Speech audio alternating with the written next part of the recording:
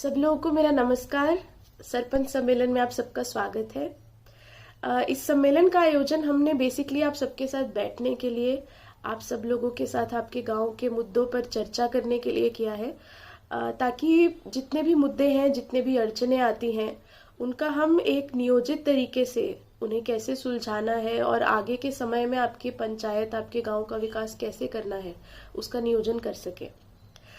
इस सत्र में आपके साथ आपके गट विकास अधिकारी और रसिका या वैष्णवी ये आपके साथ बैठेंगी और आपसे ढेर सारी माहिती लेंगी और आपसे चर्चा करेंगी। लेकिन दो तीन मुद्दों के बारे में मुझे आपसे खुद बात करनी थी और मैं हर सेशन में रह नहीं सकती थी, इसके लिए मैं आपको ये वीडियो भेज रही हूँ। शासन के संविधान में जब 73वां और 74वां अमेंडमेंट हुआ था, तो उसका इंटेंशन, उसका जो ये था कि हम क्यों कर रहे हैं, वो इसके लिए था कि गांव के लोग खुद अपने गांव के विकास में पार्टिसिपेट करें, भागीदार बने, और अगर उनको पैसे दिए जाएं शासन के, तो वो उस पैसे का नियोजित तरीके से प्रयोग कर सके और रादर देन पीओ मैडम या सहायक जिलाधिकारी मैडम के ये कहने की बजाय कि राहू में ये चाहिए और धारनी के गांव में ये चाहिए, आप खुद कह सके कि हमें ये काम हमारे गांव के लिए करना है और वो पैसे आपके पास रहने चाहिए और आपको ही उन्हें सैंक्शन करना चाहिए। ये 73rd और 74th अमेंडमेंट का इंटेंशन था। उसके बाद से बहुत सारे वित्तीय आयोग आए जिन्होंने हर 5-5 साल में ये सुझाव दिया कि हम पंचायत तक डायरेक्टली पैसे पहुंचाए और बीच में कोई भी शासन का अधिकारी नहीं रहना चाहिए ये कहने के लिए कि ये पैसे इनके तक ये प्रयोग नहीं कर सकते। धारनी में जितने भी सरपंच सम्मेलन में मेरी ग्राम सेवक से बात हुई, तो मुझे ये पता चला कि बहुत सारे पंचायत में 10 या 10 लाख से ज्यादा पैसे 2020-21 के पेंडिंग हैं, जो पड़े हुए हैं और वो यूज किए जा सकते हैं। शासन का एक और नियम है कि इन पैसों में 25% पैसे आरोग्य और पोषण पर यूज करने का नियम है। इसको आप आरोग्य और पोषण को छोड़कर किसी और चीज पे यूज नहीं कर सकते। मेरी समझ में जितना आया है, एक साल में मैं जितना मेलघाट में रही हूँ, कि इन पैसों का नियोजन हम बहुत अच्छे से नहीं कर पाते हैं। इसके कारण कई हो सकते हैं, बट ये जो सरपंच सम्मेलन हम आज कर रहे हैं और आप जब बैठेंगे और आप जब चर्चा करेंगे, तो ये सम्मेलन हमने आपके प्राथमिक आरोग्य केंद्र निहाय ऑर्गेनाइज किए हैं।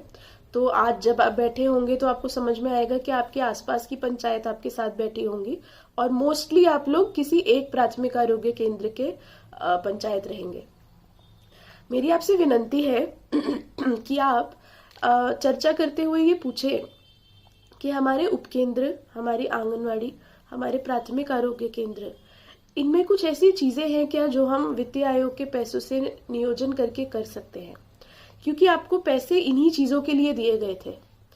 एंड लेट्स से आपके पास 10 लाख रुपए है, तो उसमें से आपके 2.5 लाख रुपए आराम से इन सब चीजों के रिपेयर में, इन सब चीजों के इसमें यूज हो सकते हैं। और इतना पैसा होने के बाद भी अगर हमारी आंगनवाड़ी की छत गलती है या फिर हमारे आरोग्य केंद्र में बेसिक सुविधा नहीं है, उदाहरण के तौर पर मैं जब मेडिकल ऑफिसर्स का मीटिंग ले रही थी पिछले महीने, तो मुझे समझ में आया कि पीएचसीज में डिलीवरीज होती हैं और एक डीप बरियल पिट रहता है जिसमें औरत का प्लेसेंटा या बच्चे का कुछ टिश्यू फेंका जाता है। अगर ये डीप बरियल पिट ठीक नहीं है तो वहां पे गंदगी फैल के गंदा पानी आप सबके गाँव में ही आता है। तो आपके प्राथमिक आरोग्य केंद्र में अगर मान लीजिए कुछ 3 लाख का काम है और उसके प्राथमिक आरोग्य केंद्र के तहत 10 ग्राम पंचायत आती हैं, तो सिर्फ 30-30 हजार का कंट्रीब्यूशन करके आप अपना प्राथमिक आरोग्य केंद्र सुदृढ़ कर सकते हैं। वो सर्विस आपके लिए ही है। दूसरे उदाहरण के तौर पर आपके यहाँ नरेगा के काम में शोष खड्डे लिए जाते हैं। बहुत बार मुझे ये सुनने में आता है कि कुशल निधि नहीं है तो हम इसके लिए काम नहीं कर सकते। थोड़ा सोचने की कोशिश कीजिए कि क्या हम पंचायत के फंड से ड्रम दे सकते हैं क्या लोगों को। धारनी में घूटी नाम का एक गांव है जिसमें एक भी नाली नहीं है, क्योंकि उन्होंने सही समय पर सही पैसे लगाकर हर घर में एक शौच खड्डा किया। तो ये जो 2-3 चीजें मैंने आपको बताई कि आप अपना फंड, सब सरपंच और सब प्रशासक से मेरी विनती है कि आप आज अपने ग्राम सेवक से पूरा ब्यौरा लीजिए कि वित्तीय आयोग के कितने पैसे पेंडिंग हैं, कौन सा काम आप प्राधान्य पे लेना चाहते हैं। ये चीज आपसे रसिका या वैष्णवी भी पूछेंगी। इसका लिस्ट बनाकर अगले 5 साल में आप अपनी पंचायत को कहाँ लेकर जाना चाहते हैं, उसका नियोजन आज अगर हमने बैठकर किया तो हम समय में अपने गांव को आगे लेकर जा सकते हैं। गट विकास अधिकारियों से भी मेरी रिक्वेस्ट रहेगी कि सब पंचायत का मिलकर संकलित करके निधि करके जो हम नियोजन कर सकते हैं, जो विकास का काम हम कर सकते हैं, उस पर भी कृपया थोड़ा ध्यान दें। ग्राम सेवक से भी मेरी यही विनती रहेगी कि आपके पास जो नॉलेज और जो एक्सपर्टीज और जो इन्फॉर्मेशन है वो अपने सरपंच के साथ शेयर करें, अपने प्रशासक के साथ शेयर करें और लोगों के साथ शेयर करें, सो दैट जो उस अमेंडमेंट का इंटेंशन था कि लोग अपने विकास में भागीदार बन सकें, उसको हम पूरा कर सकें। धन्यवाद। आप सब सरपंच सम्मेलन का आनंद लेंगे ऐसी मेरी आशा है। मेरी आवाज के लिए थोड़ा माफी चाहती हूँ, मेरी तबीयत थोड़ी ठीक नहीं है। धन्यवाद।